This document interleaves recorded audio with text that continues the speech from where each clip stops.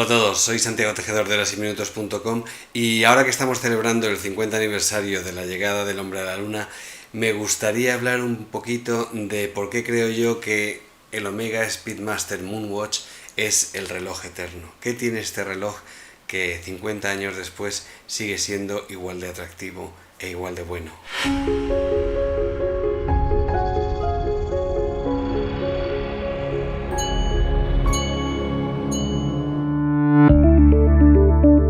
Yo creo que cada vez vivimos más en un mundo que es excesivamente ligero, liviano, sin peso.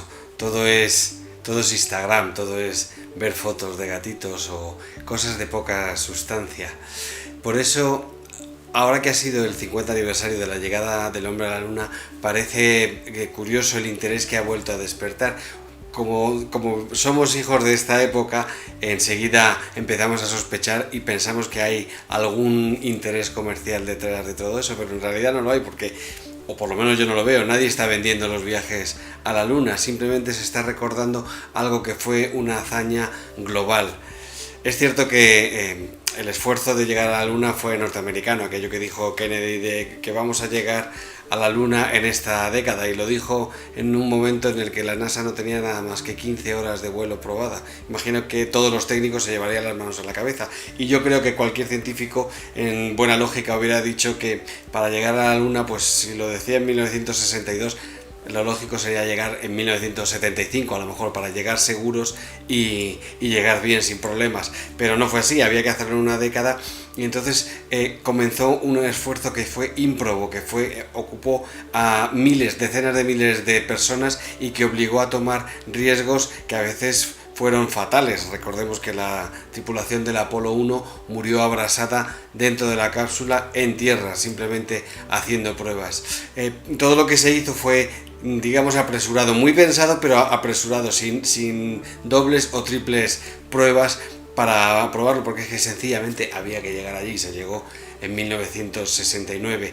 Todo esto fue un esfuerzo, como digo, que aunque lo hizo los Estados Unidos, que fue quien puso las personas, los muertos, el dinero y el esfuerzo tecnológico, al final la llegada a la luna se sintió como algo, como un logro de la humanidad. Era la primera vez que el hombre salía de la Tierra y de su planeta y conseguía conquistar algo fuera, ¿no?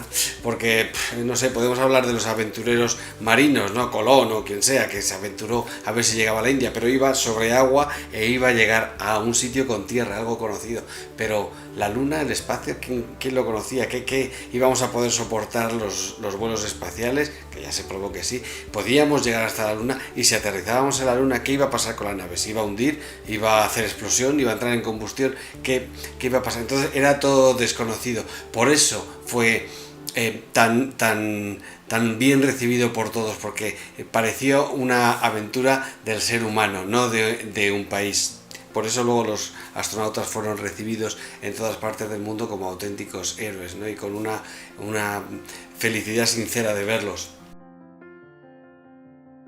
Dentro de ese esfuerzo para llegar a la luna está el Omega Speedmaster. Obviamente el hombre no llegó a la luna por un reloj, y sería absurdo equiparar una aventura con otra, pero sí que es cierto que fue el único reloj que consiguió llegar a la luna, y fue el único reloj que consiguió llegar a la luna porque fue el único que pasó las pruebas. La NASA, a petición de los astronautas que querían tener un reloj, y además querían tener un reloj cronógrafo, como todo lo que iba a volar, estableció unos códigos que debían superarse, una serie de pruebas para superarse. La NASA envió esos requerimientos a 10 marcas de relojes. Imaginaos si ahora se hiciera eso, cómo saltarían todas las marcas. 10 no, 200 saltarían a ofrecer un reloj pero en aquel momento fue a solo a 10, y de esas 10 respondieron 4, solo 4, que fueron Hamilton, Longines Wittnauer y Rolex y Omega. El Hamilton lo rechazaron directamente porque habían enviado un reloj de tablero. Qué mala tarde tuvo el señor de Hamilton para confundir un cronógrafo de muñeca con un reloj de tablero. James Ragan, el ingeniero que diseñó las pruebas, él dijo que las pruebas estaban pensadas más para un objeto que iba a ir en la cápsula y tenía que soportar los rigores de las cápsulas, más que un objeto que iba a ir en la muñeca. Y entonces las pruebas que hizo fueron durísimas. Es decir, Ahora mismo ya sabemos que Omega tiene con el Metas, con el laboratorio Metas, el certificado más difícil de pasar de la relojería, o esa es mi opinión por lo menos, pero ni de lejos se parece a lo que sometieron a los relojes para poderlos aprobar. Y esas pruebas, como dijo el ingeniero, estaban pensadas para a ver si los relojes conseguían sobrevivir a su destrucción. Y la primera de las pruebas, que era el prueba de vacío, ya descartó a los dos que quedaban, al Rolex Cosmograph y al Longines. Directamente se pararon dos veces, me parece, y ya no volvieron a funcionar. El Omega siguió, y superó todas las pruebas. En el artículo que acompaña este vídeo podéis leer todas esas pruebas y veréis lo duras que fueron.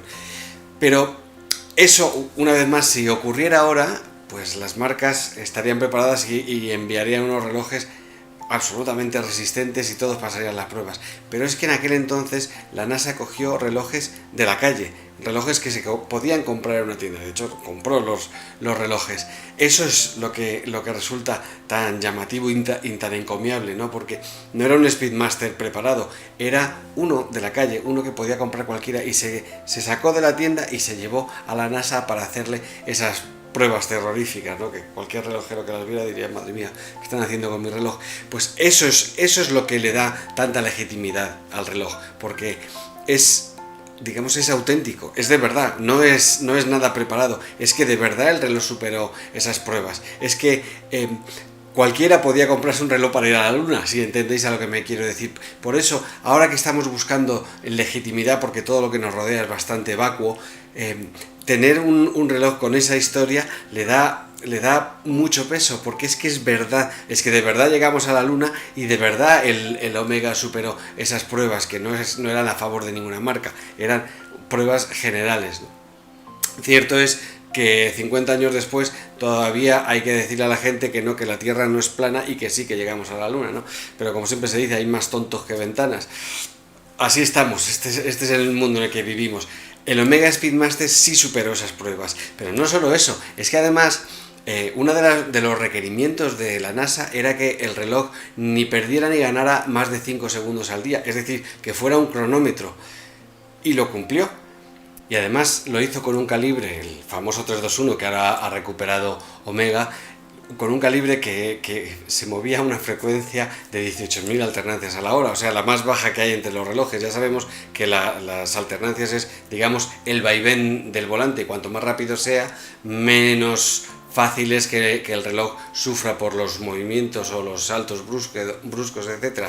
Bueno, pues ese calibre fue el que pasó todas las pruebas, y cuando pasó las pruebas seguía funcionando como correspondía, es decir, no perdía ni ganaba más de 5 segundos. Es verdad que el calibre se ha ido modificando y perdió la rueda de pilares, pero básicamente el calibre que compramos ahora en el Speedmaster Moonwatch es, digamos, el mismo. De hecho, aumentó la frecuencia para ser más preciso. Entonces, como digo, todo eso le da un peso al reloj que muy pocos pueden tener, porque además, ¿quién puede decir que su reloj ha estado en la luna? Es verdad que Bulova, hubo un Bulova en la luna, y es cierto que estuvo allí, pero no era un reloj homologado, lo llevó un astronauta porque quiso llevarlo. De hecho, se dice que había mucha presión de Bulova para conseguir que un reloj americano estuviera en la luna, ¿no? El que de verdad, el único que pasó las pruebas fue el Omega Speedmaster. Por eso digo que es un reloj tan importante, pero es que hay más, y aquí ya entramos en lo subjetivo. El reloj es que es muy bonito, es que cuando te pones el reloj te das cuenta lo elegante que es, lo bien que queda. Fíjate que tiene unas medidas de 42 milímetros de diámetro, pero sin embargo es muy plano y la distancia entre las asas es muy corta. Y el reloj queda muy bien, es que en cuanto que cae en la muñeca te das cuenta lo bien que queda, y lo puedes llevar con cualquier atuendo. No es un reloj de vestir, pero precisamente por sus medidas va a quedar bien en cualquier parte. Y cuando te encuentres con aficionados relojeros, ¿qué te van a decir? ¿Llevas un Omega Speedmaster Moonwatch? ¿Qué te van a decir? No, ese reloj, el mío, no. Sí, este es el reloj que ha ido a la luna. Que todo el mundo lo va a respetar. En cuanto que te lo vean, además saben que sabes de relojes y que tienes buen gusto. Y hay una cosa más.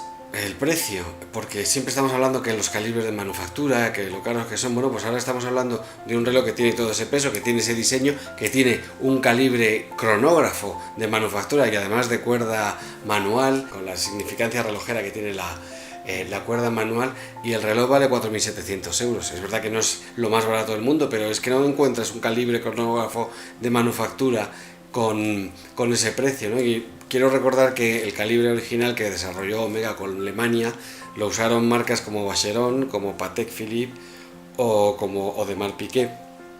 Así que, ¿qué más se puede pedir? Pues se puede pedir que lo tengas, ¿no? Es lo único que queda. Yo siempre he dicho que si solo vas a tener un reloj bueno en tu vida, que sea un Omega Speedmaster, porque es un reloj eterno, siempre va a estar bien y siempre va a gustar y siempre te va a gustar, que es lo más importante de los relojes, que te guste a ti.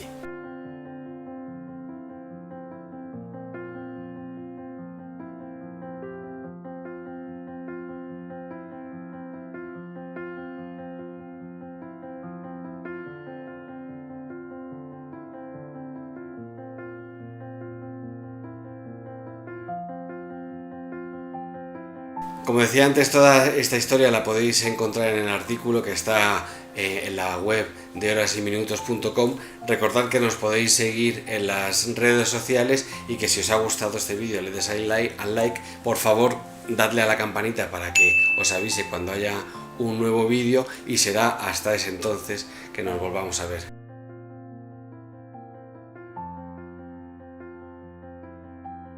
Mientras tanto, un saludo para todos.